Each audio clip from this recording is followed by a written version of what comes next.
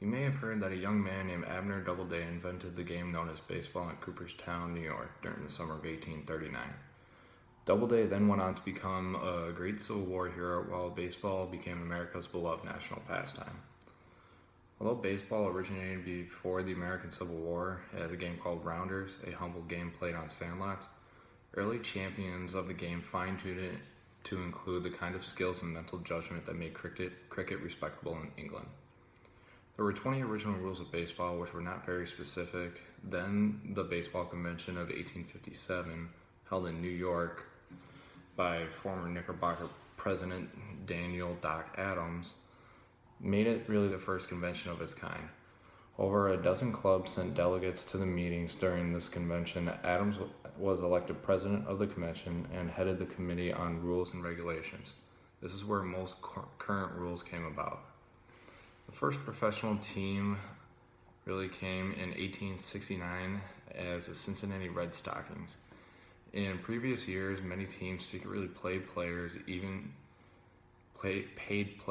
There were rumors of fixed games, and the fans wagering before and during matches eventually won out over their gentlemen's club theory, and the National Association of Professional Baseball Players was formed on March 17, 1871 in New York City. Overall, only 3 of the original nine teams would last: Boston Red Stockings, New York Mutuals, and Philadelphia Athletics. Then came the birth of the National League.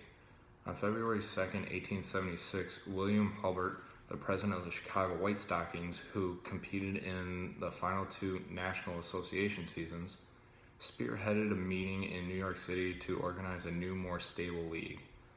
The National League was born and has been active ever since. The charter member teams were Boston Red Caps, Chicago White Stockings, Cincinnati Red Stockings, the Hartford Dark Blues, Louisville Grays, New York Mutuals, Philadelphia Athletics, and St. Louis Brown Stockings. Personally, I started playing the game at the age of 4, and it was life for me all through high school. As I grew older, I was learning the fundamentals and what everything means. I quickly figured out that it was more of a mental game than a physical one. Once high school ball started, it was clear as to what they meant by how baseball was 90% mental and only 10% physical. You are constantly asking yourself what it is you should be doing in every type of scenario. Realize how mental the game is helped my team win state. It was clear the teams that we were beating had a higher skill level than us, but they could simply not outsmart us. That season that we went all the way, I could thank mainly to how often we outsmarted the other team. As I grew up, I was falling more in love with baseball and the game, which made me a life fan by the age of 10. Even though I struggled with school and learning new things about baseball had made me love it even more. Understanding how the game is played and the basic concepts of it can help people love it more and enjoy it to its full potential. Just like more sports out there, there's an offense and defense. On the offensive side of the game, there are 2 types of players: the hitter and the base runner. Once the hitter makes contact with the ball and gets a hit, he becomes a base runner and must safely reach each base in succession. The ultimate goal of the offensive player is to make his way around the 4 bases and cross home plate where he first started, thereby scoring a run. When a hitter is at the plate, he is considered to be at-bat. During at-bat, the pitcher of the opposing team throws the ball to the catcher, and the hitter tries to hit the ball with the bat before it reaches the catcher. Each throw is called a pitch. A pitch can be either a ball or strike. The base runner has the option of stealing a base or advancing to the next base, even if the ball hasn't been hit into fair play. If the runner decides to steal a base, the defense has the option of tagging the runner out before the runner reaches the desired base. In defense, there are 9 fielders, and all the fielders work together to prevent the batters and the base runners of the other team from getting hits and scoring runs. An out is recorded when a fielder catches a ball, tags a base runner with the ball, or grabs the ball and steps on the base where the runner is trying to reach. Outs are also recorded when a hitter strikes out.